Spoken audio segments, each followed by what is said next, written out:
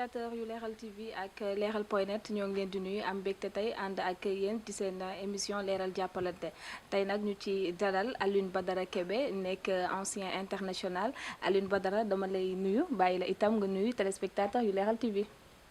asalaamaaleykum Thialal maa ngi leen di dalal jàmm fii ci HLM Grand Yoff di leen nuyu di leen sant di kontaan seen teewaay fii di rafetlu seen professionnalisme waa di nuyu tamit auditeur Leral point net ak Leral TV di leen sant di leen gërëm voilà Leral jàppalante ci fàttali téléspectateurs yu Leral TV nekk émission boo xam dañ ko jagleel ñi nga xam dañuy dox ci social di jàppale askan wi te yàlla rek tax tey nag ñu ciy dalal Alioune Badara Kébé mais balaa ñuy xuus Alioune Badara ci waxtaan bi dañu bëggoon rek ñëw ci sa jaar-jaar wax aussi kan mooy Alioune Badara Kébé. waaw Alioune Badara moom xale la boo xamante ni xale la woon boo xamante ni il était passionné du sport bëggoon football lool donc nekkoon fi teel fi jóge jaar armée def 2 ans dans l'armée football avant boobu joué école de football jóge école de football joué cadet douane dem armée ñibbisi dem joué douane jóge fi dem Arabie Saoudite football fa une saison dem Abu Dhabi jóge Abu Dhabi ñëw joué Jaraaf jóge Jaraaf football France Le Mans Tours Guignon différents clubs jóge France dem Belgique jóge Belgique joué ay Moucron foofu ak ñoom Demba Ba et autres donc jóge foofu dem Danemark donc mun naa ni am parcours bu atypique ndax di ay blessures yu bëri ci sport am ay ligaments croisés opération ou autre mais voilà loolu daal mun naa wax ni mooy jaar-jaaru sportifu Alioune Badara te gis na ni yow yaay président Pro Famille Sociale ñu bëggoon xam kañ nga ko initié ak tamit lan moo ko waral parce que bu ñu waxee social nit ñi xel yi ñëpp dañuy jàpp xam que ni loolu pour jàppale askan wi la ñu gis ni que ni yow yaa ngi ci dox c'est important nit ñi xam ba xam Alioune Badara Kébé ndax dafa doon football bi nga commencé di def ci wàllum social yaa ngi doon continuer di football wala juste après bi nga bàyyee nga ñëw toog ni da ngay ñëw jàpp ci sa dëkk waaw mun naa ni moom social moom macha allah dama si judd parce que tey bi ma nekkee xale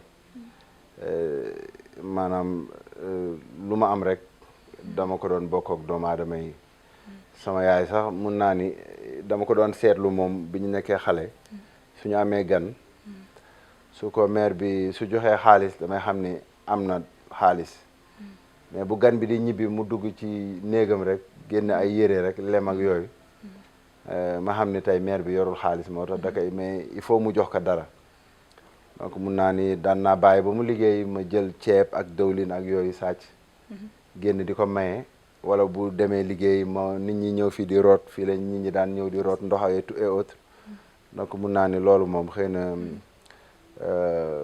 suñu borom moo ma bindee noonu daal voilà yàlla moo def mu yàgg nekk si man te mun naa ni durant toute ma carrière wala bi ma dalee fayeku salaire ba léegi man sama salaire musul fekkante naa ni sama yaay mi ngi si biir mi ngi may dégg li may wax man dama musa ñaan yàlla lu ma am rek yàlla naa ko bokk ak doomu aadama yi parce que damay pour ma tranquille sax damay jël anecdote di wax naan dégg naa Seydina Muhammad sallallahu alayhi wasallam bi muy génn àdduna bàyyiwul dara lu dul ay pièces donc ku wax rek ma ne ko man tamit bu ma yorul dara ñu ni ma boo yoratul doo gis kenn ma ni c'est normal parce que nit moom bu amee soxla ki ko mën fajal rek lay dem muy man muy keneen koo fi gis ci àdduna dañ koy dimbali donc man noonu laa jàppee man amul dara lu mën a fees sama bët fi ma tëdd yomb na yàlla lu ma lekk yomb na yàlla donc man sama mission loolu la xooluma borom immeuble xooluma parce que amul fenn fooy romb immeuble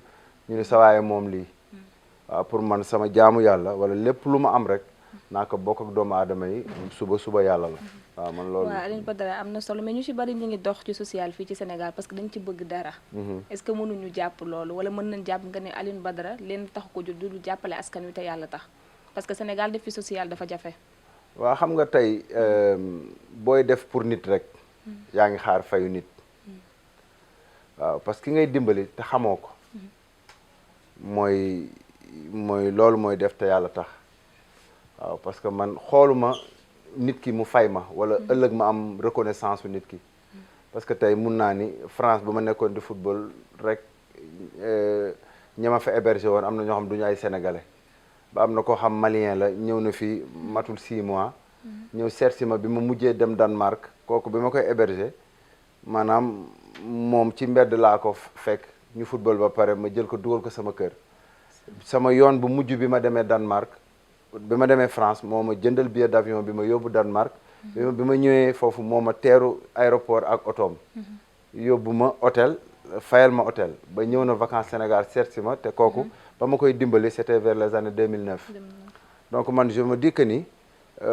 man wutuma fayu nit waaw fayu suñu borom dong laay wut te dama naan sax yàlla moo ma bindee nii bu dee lu baax la moom la su dee du leneen la tamit moom la parce que yàlla moo def ci man li tax ni social bi nit ku ma xool sax li muy njëkk xalaat mooy tey daje naag pro sama affaire baax na donc loolu dama jàpp ni rek ndimbalu suñu borom la waaw man noonu laa ko jàppee defuma ko pour nit waaw te damay ñaan yàlla chaque jour yàlla bu ma si gis sama bopp àndoog benn autorité ci ndimbal yi ngay def yow non musuma parce que association yi d'habitude loolu lañ ciy gis da ngay nekk président gis ñeneen ñu nekk ci gannaaw oui même am na ay français yu fi ñëw y a même pas 2 semaines parce que dañu gis ni dañu dem ñoom prison camp pénal que ñu wax leen suñu tur que ñun dañuy ñëw foofu di jàppale prisonniers yi bu ñu demee forbe ñu wax leen ñun dañuy dem forbe di organiser ay tournois de foot yendo ak prisonniers ay tout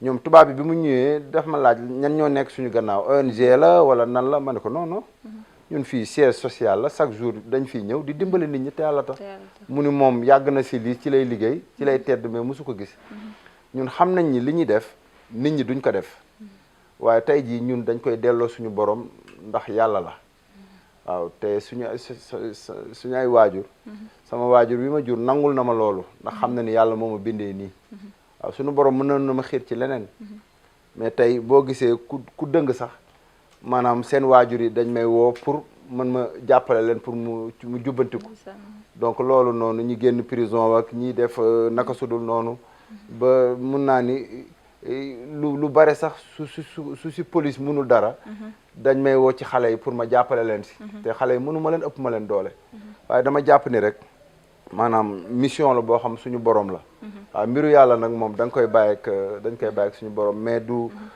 defuñu dara pour wut ci dara te amul benn autorité parce que man autorité yëpp dëkk bi yëpp gis naa leen waaw j'ai eu à rencontrer les ministres j'ai eu à rencontrer le président de la République j'ai eu à rencontrer Sénégal defe naa ni social bi may def nit ñëpp xam nañ ko defe naa ni ku si bëggoon jàpp di nga si jàpp duma ci tàllal loxo kenn duma ci bind lettre kenn duma dugal benn bureau lenn wala may dem fenn di fa wax loo xamante ni ëllëg maanaam dañ ma ciy yàpp waaw li may def dimbale nit la te yàlla tax ku ma ci fekk baax na ku ma ci fekkul ma wér ko ci yàlla mi nga xamante ni voilà am na solo Alioune Badara lii nekk image boo xam dañ koy commenter ensemble vidéo mu mel ni gars yi dañuy dox naan Alioune Badara jërëjëf nga wax ñu fan la woon waaw mi ngi naan mooy maye ndox mooy maye meew wallaay mooy maye puus yi ndox yi mu nekk loo xam ni gars yi réseaux sociaux yi ñëpp a ko partagé def Alioune Badara am na solo nekk social ñu bëggoon xam fan la exact waaw lii si tali bi la ñoom faamu Arafat yi dañoo baare woon tali bi pendant 1 heure ba directeur ndox mi ñëw fi ndeysaan ba gars yi ñu ngi lay woowee monsieur le maire waaw ndeysaan ba parce que tey ñoom siège bi la ñuy rootee voilà population Grand Yoff ñu ci ëpp siège bi la ñuy rootee lu tax parce que du ñuy am ndox donc ñun siège bi dañuy fay facture ndox yi ay 800 000 700 000 lay nekk mensuellement ci période corona bi ki nga xamante ni moom mooy fayal samay facture moom SDE la nekk ma woo ko pour mu ñëw jël facture bi fay. mun ma non fan yii dañu arrêté liggéeyuñu. ma ne ko d'accord. ma yeew suba rek ñu woo ma ñu ne ma waa SDE ñëw nañu. dindi compteur bi. ma dem SDE man leen la moo tax ngeen ñëw dindi compteur bi. te yéen liggéeyu leen. ñu non non dañu gis facture bi nekk ay 800 man ko yéen xool leen samay facture yëpp. depuis des années. ñu ni ñoom mënuñu comprendre kër naka lay fayee. facture yu mel nii. ndax dañuy jaay ndox. wala dara man leen déedéet. ndox mi dañ koy maye. voilà population bi lañ koy maye. ba ma mere waa ji nekk foofu man leen li ngeen def ñun mënuñu nekk ci pandémie corona période bi non yàggul matul 1 mois. waaye ñoom loolu mu def ñoom loolu ñu def moo waral population bi génn ci biti ndax man mënatuma leen may ndox. te amuñu ku leen may ndox. ñoom ñu génn si mbedd mi. bi ñu génnee si mbedd mi wut seen ay bandana rouge. di kaas baare tali bi. affaire bi dem nag ba yëg ci kaw. loolu moo waral nit ñi kaas ñi amatuñu ndox. Badara Kebe moo ñuy may ndox. loolu moo tax ngeen gis vidéo yi ñoom ñuy gërëm ak di sant. ak di taxaw bi nga gisee loolu lan la def vidéo yi waay bi. yaay seen mère. waaw bi ma ko gisee. damay sant yàlla. parce que doom bu dëkkee ci gox. day am njëriñ. waaye loolu lépp naka delloo ci yàlla. ndax bi ma nekkee xale fii moo doon sama nekk. mais tey da ngay gis ni tey ñëpp lay jur. waaw loolu sant yàlla la. te pourtant sama yaay mi ngi si biir. buñ ma opéré sama genou. Danemark. moom moo ñëw nekk ak man foofu pendant 3 mois. mais tey da ngay yaatal lépp rek. nga xam ni yow tey doomu ñëpp nga. waaw donc loolu la may def nit ñi population bi dañ am yaakaar si man. tey buñ ma waxee yaay suñu maire. c'est parce que xam nañ ni yéene naa leen. te xam nañ ni bëgg naa leen. te xam nañ ni il est temps que maanaam Sénégal. rawatina man fi ma dëkk ñu dimbale nit ñi jaamu yàlla ci nit ñi. waaw parce que ku nekk xam na def lu baax tey ñëpp a bëgg lu baax. ñëpp a bëgg clim. te pourtant ñi jiite réew mi ak ñi ñu jiite kenn judduwul ci clim. waaw ñëpp xam nañ oto bu rafet. mais pourtant kenn judduwu ci. donc ku nekk xam na tey boo bëggee dimbali sa communauté wala boo bëggee dimbali nit ñi te yàlla tax fan ngay jaar. xëy na loolu ñuy def d'une manière bénévole sans arrière-pensée sans xaar ci dara. xëy na loolu moo tax ñoom ñu am benn reconnaissance. wala am benn yaakaar bu ñu am ci ñun ba bëgg ñu jiite leen ëllëg incha allah. voilà ñu war a waxtaanee aussi Badara ci centre bi nga créé pour jeunes footballeurs yi. ñu bëggoon xam kañ nga ko créé. centre bi maa ngi ko créé en 2008. 2008. boobu maa ngi football France. laa ko créé te li tax ma créé ko mooy. dama daan ñëw vacances may équipement yi tout ça booy ñëw sol kërëb. ma ne non fii il faut ma créer fi loo xamante ni. au lieu que may nit ñi jën ma jàngal leen napp. si la créé en 2008 centre. pourtant je pouvais prendre l'argent et aller acheter des immeubles. jënd sama immeuble di enrichir. parce que maa ko liggéey. ma ni sama yaay non bàyyil ma def centre. ëllëg dina nekk sama reconversion. te moom mosu ci opposé wu. waaw xam nga yaay rek ak doom. day bëgg doomam investir pour boppam parce que football dafa gàtt carrière football. te lu nekk mën na la si dal. te xam nga soo amee sa doom da ngay bëgg rek mu tal boppam. mu am. waaye man xëy na suñu borom moo ma xiir rek ci tout le temps rek dama daan julli sax di ñaan yàlla suñu famille ku nar a génn àdduna yàlla naa jël sa place. tellement que man moom je me dis que ni. fu ma tëdd yomb na daal. waaw bu may tëdd guddi sax su ma yoree xaalis. dama koy génne tekk si bopp lal bi. parce que damay yaakaar ni war naa mën a bañ a yeewu. bu ma yeewul bu nit ñi ñëwee dina xam ni teg naa fi lii teg naa fi lii teg naa fi lii ndax mu visible. parce que man xaw ma lan mooy am suba. moo tax may dund au jour le jour. donc moom lu mu bëggoon mooy ma réaliser dara. et que man je m'étais dit que ni bàyyil ma ubbi centre. su ma ubbee centre xale yi dinaa mën a dimbali ay xale yoo xamante ni dinañ fi dooni professionnel. ba ñu mën a dimbali ñeneen tey loolu moo am. parce que mun naa ni y a plus de 50 gosses. yu fi jógee dem signer ay contrat ba ñuy doon ay professionnel ba ñii di jouer club yu mag yi. te ñoom ñëpp kenn fayul. ay FC Porto. di fay ko ay millions te kenn musu fi fay dërëm. seen dund aussi yow yaa koy yor. kenn musul fay. musuma loger ku fay. jour musu fi jóge dem Europe fay. doo fay billet d'avion.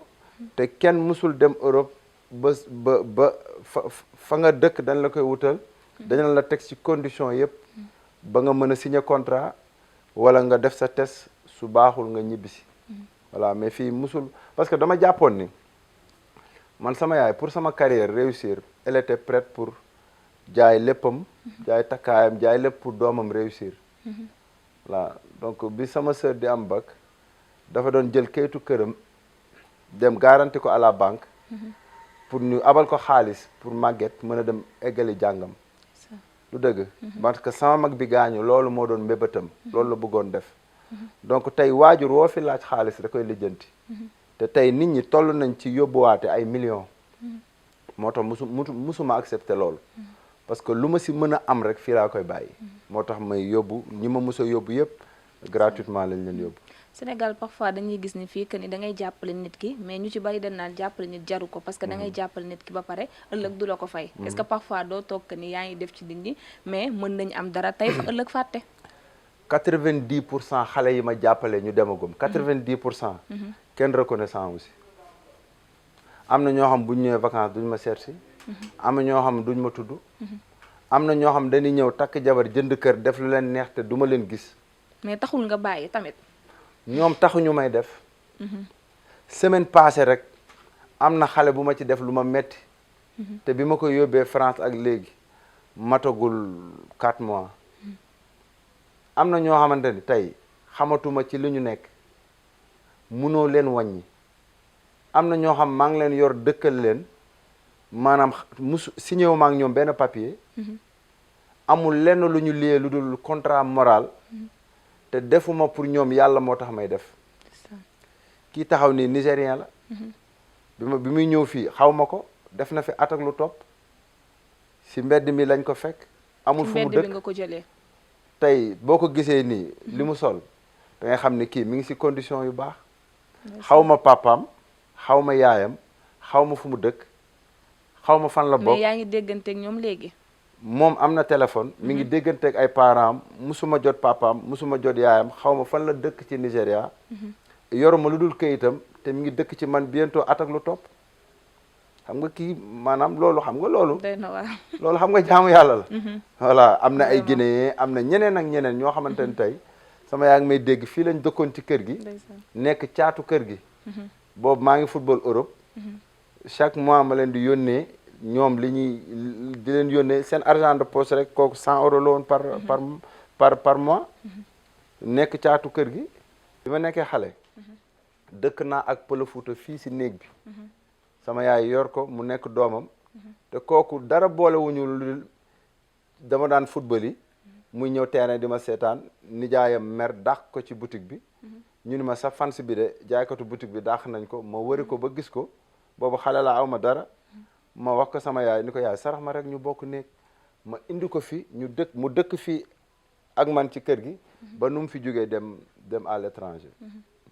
waaw Aliou Badara Kebekoy ku baax la presque du année bi rek presque daf doon jaflante lépp loo xam ne alhamdulilah dajale na ko si daara yi la ko doon indi te du daara bi rek bi ak beneen daara mu ngi fi ak yeneen ñu nekk si kanam fale bu couvre-feu bi commencé moo ñu doon indil añ ak reer alhamdulilah ba délai bu nga xam ne waxoon nañ ne foofu lay jeex si la arrêté bu gannaaw boobu nag lu bari indi na ko fii indi na fi ceeb indi na fi lu bari loo xam ne daf ñu koy dimbale ñun si daara bi fii.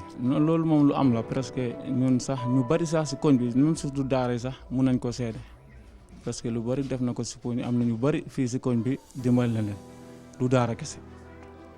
waaw loolu moom lu am la wax dëgg yàlla man moom ma fi tuxoo ak léegi yàggul mais wax dëgg yàlla jàpp naa ne moom daal borom baax la day def di te yàlla tax. te wax dëgg yàlla moom bi mu xamee daaw daal léegi daal ñu ngi ñëw di ci jàpp moom bi koor gi jotee ñëw na fi ba jox ñu ceeb jox may daaw da xaalis wax dëgg yàlla borom baax la te nee na ma soxla bu mu am soo ñëwee ma jàpp si te jox na sama doom puus tamit daaw da mi jox na ko pousse-pousse bu rafet mi ngi ne ma yóbbu jumaa ji fa chaque àjjuma buy julli ji ci laa koy yóbbu mu julli ji. bi centre de formation la boo xam ne depuis 2006 la ko Alioune Badara Kébé organisé je pense que ni mu nekk ci HLM Grand Yoff ñuy jël les meilleurs joueurs yi nga xam ne fii rek waxtaan bi am na solo Badara te bu ñu déggee ay kàddoom Alioune Badara dox ci wàllum social lu yàgg la ci moom waaye tamit bokk nekk na loo xam ni du lu neen ci moom ndax depuis mu nekk xale la woon gis nañ ko ci témoignage yi nga xam ni def nañ ko waaye tamit ci vidéo yi nga xam ni ànd nañ ko xool ko ak yéen mu mel ni rek Alioune Badara bi ñu fiy ñëw tamit dañu dajeek benn ndaw mu ni dafa yor doom waaye doomam dafa feebar mu soxla ku ko jàppale léegi dañ koy woo voilà jox la ko paas da ko nga wax ak moom.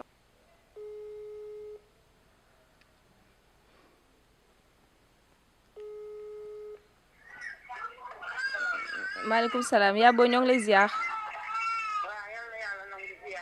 ba yaa ngi si jàmm bu baax. alhamdulilah léegi man la Thialla ñun nga ñi ngi sant bu baax ñun nga tasaloon sànq doon ñu wax sa soxla di ñu wax que ni sa doom dafa feebar nga bëgg ku ko dimbali léegi ni ngi nii toog ak Alioune Badara Kébé nekk footballeur léegi dañ lay bàyyi nga wax ak moom voilà. allo salaamaaleykum. allo maaleykum salaam. soxna si man la Badara Kébé. Kébé na ngeen def. maa def ça va yaa ngi si jàmm. ana waa kër gi. ñu ngi sant yàlla alhamdulilah. jàmm rek kay. alhamdulilah. dañ ci jaaroon sànq ma lay expliqué sama benn sët bu feebar. waaw bu yàgg ba tey. waaw. ma bëggoon ci ndimbal waaye fu nekk nag dem naa fa. waaw. moom fu mu nekk kooku. ñun ñoo ngi nii Arafat Grand Yoff. waaw moom fan la nekk. ñu ngi fii ci man. mi ngi foofu si sa kër foofu. waaw. waaw mais ñun loolu mosuñu ko xam. ñu ngi fii ci man. am na léegi ñeenti at ba dugg juróomi at. daa. xanaa da doon jàng école sax da doon jàng école. waaw. lan moo ko dal da doon jàng école. ba mu amee entrée en sixième daal. semaine defe naa la dem ci école bi rek ci tànk yi commencé bañ. dañuy wax lan nga bëgg. man tey ku ma dimbali mu faju laa bëgg. waaw jot nga ko yóbbu hôpital. fu nekk dem naa fa dem naa hôpital dem naa fu nekk waaye damay dem ba si yàgg lu ma yore woon jeex dootuma. non ba nga demee hôpital lan la wax. hôpital dañ may wax naa demoon naa yóbbu ko fi CTO ñu defaral ma ay kii docteur bi xool ko bindal ma këyit ne ma naa dem Fann. waaw ma dem Fann am benn rajo bu mu fa waroon a def ñu dem ñu ne rajo bi dafa paan. tombé xaalis bi ñu yore woon tamit jeex ndaxte fooy dem moom mënul dox il faut nga jël taxi nga dem ñëw. waaw baax na. depuis ba mu feebaree ba léegi maa ngi koy faj fu nekk dem naa ko ci hôpital bi nekk dem ñaajo sax yóbbu naa ko fa. dëgg la. waaw amul su ma demul. yàlla baax na. fu nekk tamit dem naa fa ñaan dimbal waaye du dara du génn. waaw. waaw mais yàlla baax na. waaw. waaw léegi incha allah rek après sa doom bi moom xam na dina xam siège bi dañuy ñëw foofu rek da ngay wax xale yi rek ñu indi la foofu ñu indi la foofu soo ñëwee ak kayit yi ñu xool ko après ñu jéem a xool nu ñu lay ci kàttanu yàlla suñ si mënul lépp sax ñu xool luñ ci jàpp wala ñu xool nuñ lay boolelee ak ñu la mën a ci hôpitaux yi ak nan la ñuy mën a bu fekkee ay analyse la war a def wala lépp lu mu war a mën a def tamit ñun ñu xam ko soo ñëwee daal indi kayit yi dina xam kañ la ko dal ak nan la demee ak détails yi parce que defe naa ni pratiquement xale yi feebar fii yëpp man damay yëg mais bii nii man yëguma xamuma daal yëguma te yow tamit mosuma laa gis daal ñëwuloo wax ñu ko donc ñun xamuñ si yëguñu ko daal incha allah waaw. voilà Alioune Badara Kébé kooku nekkoon ki nga xam ni mooy Abiba muy suñu yaay mu mel ni rek doomam dafa feebar dégg nga li nga xam ni wax nga ko waaye tamit askan wi nga xam ne ñoo ñuy seetaan dégg na li nga ko wax mu mel ni rek lépp loo xam te si jëm na ci xale boobu incha allah di nga ci taxawu jàppale ko comme ni nga ko daan defee incha allah moom bu ñëwee ñun lépp loo xamante ni rek yàlla def na mu nekk fi mu doon wërsëgam incha allah dañ ko taxaw den ko si jàppale incha allah voilà ndimbal gi yaa ngi génn ci yeneen dëkk yi wala Grand Yoff rek ngay kii yow non ñun mun naa ni temps yi passé dem naa fi Sicap di dawal sama oto guddi nii rek romb benn femme buy julli il était tard ay 23 heures ma romb benn femme moom kese mu lal carton ci roq di julli ma taxaw sama oto xaar ko ba mu pare ma approché wu ni ko soxna si na nga def mu ne maa ngi fi rek man ko yow fii looy def fii mu ne aw ma fu ma fanaan ma gis mu muur ndeke ay doomam la muur ñu tëdd mu ni man ak samay ñetti doom ñu ngi woon suufu pont wu Yaraax bi TER bi amee lañ dindi baraag yi ñu jóg amatuma fu ma fanaan su ma doxee yalwaan ba guddi te mënatuma liggéey ndax fóot laa doon def sama loxo yi dafa neewi fu ma guddi jot rek ma lal samay carton tëdd ak sama ñetti doom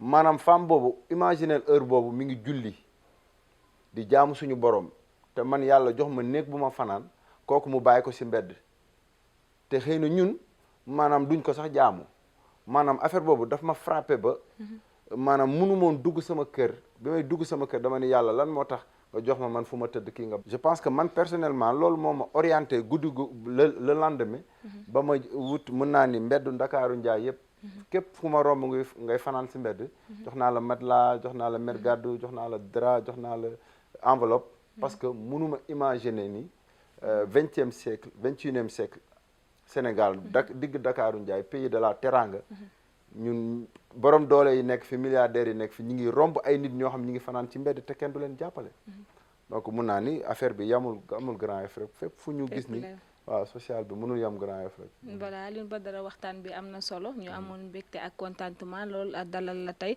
te dégg nañ aussi kàddu yi nga yëkkati Sénégal wër nga këpp àdduna ñëpp xam nañ que ni social lu nekk ci Alioune Badara te li nga fi def sànq aussi wane nañ ko mu doon geste boo xam ne yaakaar naa ni ñëpp kontaan nañ ci dañ lay bàyyi nga wax sa dernier mot. sama dernier mot mooy vraiment di leen gërëm leeral.net leeral TV et que kontaan na parce que waa leeral macha allah ñi ngi avancé loolu lañ leen di ñaanal parce que tey su demee ba nekk TV sant yàlla la yéen ñaanal yàlla fépp fu ngeen bëgg yegg yàlla yeggal leen fa di nuyu waa Pro Family sociale yëpp ñi nga xamante ni ñi ngi ciy jàpp di sant di gërëm ñi nga xamante ni la vie de tous les jours ñu ngi may ñaanal y a des personnes qui m'envoient de l'argent et que je les connais même pas ni day nekk Europe yónnee ma xaalis lijjanti sama numéro di ma yónnee xaalis pour jàppale ma te xaw ma ko en fait waaw loolu maa ngi gërëm ñëpp di gërëm samay waajur rawatina sama yaay parce que tey mën naa ni lu ma doon ci àdduna tey rek moom la parce que tey dañuy wax ni amuñu lu dul suñu ay waajur mais rawatina yaay quoi voilà di ko gërëm di ko sant di ko baalu àq tout le temps parce que tey benn doom bu góor nga am ko mu exposé wu la vie de tous les jours loolu yaay du nelaw quoi parce que tu te dis que sama doom bii nii chaque jour lii c'est vrai que yaay dañoo sonn yaay dañoo sonn yaay du nelaw yaay bu da ngay màgg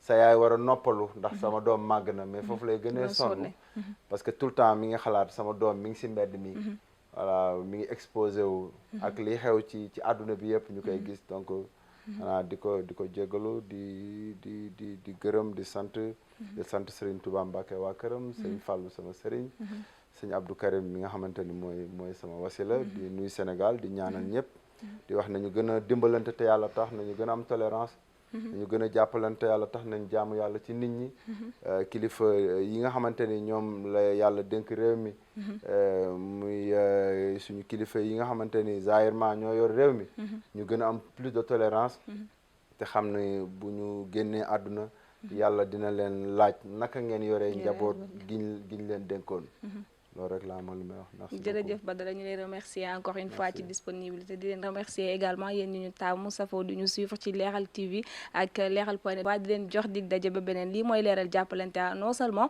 dañuy dem seeti ñi nga xam ne dañuy def lu baax waaye tamit askan wi nga xam dañu soxla ndimbal gis ngeen sànq li nga xam ne xew na fi mën nañ ci jaruñu di leen remercier encore une fois di leen jox dig daje ba beneen ci beneen numéro Leral jàppalante.